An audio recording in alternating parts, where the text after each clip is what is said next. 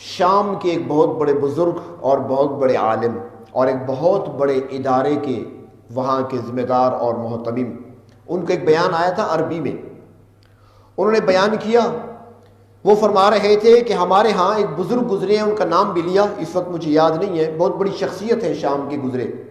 انہوں نے کہا کہ وہ ہمارے دادا کے شاگرد اور مرید تھے، اور انہوں نے مقام یہ حاصل کیا کہ شیخ الحدیث کے درجے تک پہنچے.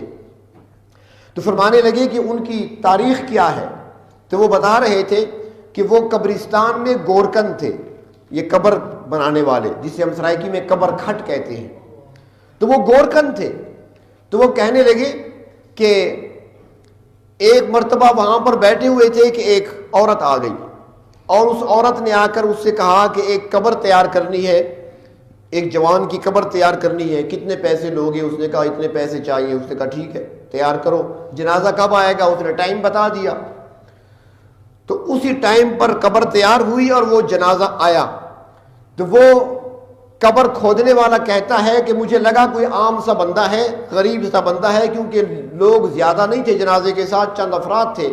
جنازہ لے کر آئے تو کہتا ہے کہ وہ لے آئے، اور رواج کے مطابق جو گورکن ہوتا تھا قبر کھودنے والا، وہ قبر میں اترتا تھا اور میت کو لے کر وہ اپنے ہاتھوں سے رکھا کرتا تھا وہاں کے دستور کے مطابق. ہمارے ہاں تو جو قریبی عزیز ہوتے ہیں وہ کرتے ہیں، وہاں پر وہ قبر کھودنے والا رکھا کرتا تھا. چنانچہ وہ نیچے اترا، اس کو نوجوان کی میت دی گئی، اس نے ہاتھوں پر لے کر اسے قبر میں رکھا. جو ہی اسے رکھا، رکھنے کے بعد گرا اور بے ہوش ہو گیا. چنانچہ اس کو باہر نکالا گیا، ہاتھ پاؤں ملتے رہے، پانی کے چھینٹے ڈالے. کچھ دیر کے بعد اس کو ہوش آیا. اسے پوچھ رہے تھے کیا ہوا؟ اس نے کہا بس کچھ نہیں. چنانچہ قبر بند کر دی گئی. تھوڑا عرصہ گزرا، ایک عورت آئی، چونکہ باپردہ تھی، تو اس نے آ کر اسی گورکن سے کہا کہ مجھے ایک قبر چاہیے تیار. اس نے پیسے طے کیے، اس نے رقم ادا کر دی. اس نے کہا اتنے بجے جنازہ آئے گا. ٹھیک ہے بھائی. جنازے کا ٹائم ہوا، قبر تیار ہو چکی تھی، جنازہ لایا گیا. تو وہ قبر کھودنے والا کہتا ہے کہ بندے وہاں بھی تھوڑے تھے، میں سمجھا کہ شاید کوئی غریب بندہ ہے. پھر چنانچہ وہ جنازہ آیا، یہ پھر قبر میں اترا، لاش کو اپنے ہاتھوں پہ لیا، جو ہی جھکا رکھنے کے لیے، کیفیت پھر وہی ہو گئی، لیکن اس بار بے ہوش نہیں ہوا. جلدی سے مٹی ڈال دی. لوگ چلے گئے، وہ عورت بھی کچھ دیر بیٹھی پڑتی رہی، اس کے بعد جانے لگی. اس نے قبر مکمل بند کر دی تھی.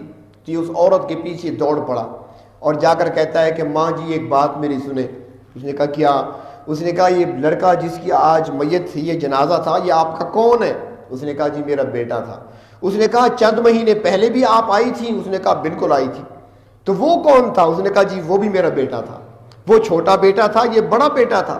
اس نے کہا ماں جی یہ بتاؤ کہ وہ بیٹا تمہارا کیا کرتا تھا اور یہ بیٹا کیا کرتا تھا؟ اس نے کہا وجہ کیا ہے؟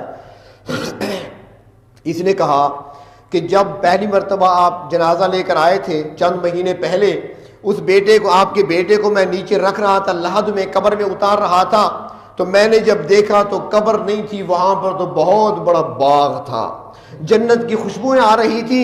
میں نے آپ کے بیٹے کو قبر میں مٹی پہ نہیں رکھا تھا، میں نے ایک گلشن میں رکھا تھا، ایک باغ میں رکھا تھا. خوشبوئیں ایسی تھی کہ میں اپنے ہوش برقرار نہ رکھ سکا، میں بے ہوش ہو گیا تھا، پتہ نہیں کیسے ہوش میں آیا. اور آج جب آپ کا دوسرا بیٹا آیا، جب اس کو میں نیچے رکھنے لگا، وہی کیفیت، وہی باغ آج بھی تھا. میں نے پھر آپ کے بیٹے کو باغ میں رکھا ہے. آپ ذرا بتائیں مہربانی کر کے، پہلا بچہ کیا کرتا تھا، یہ کیا کرتا تھا؟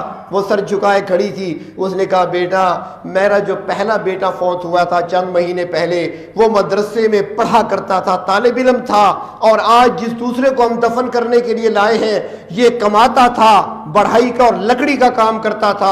جو کمائی ہوتی تھی دین کا علم حاصل کرنے والے بھائی پہ خرچ کرتا تھا.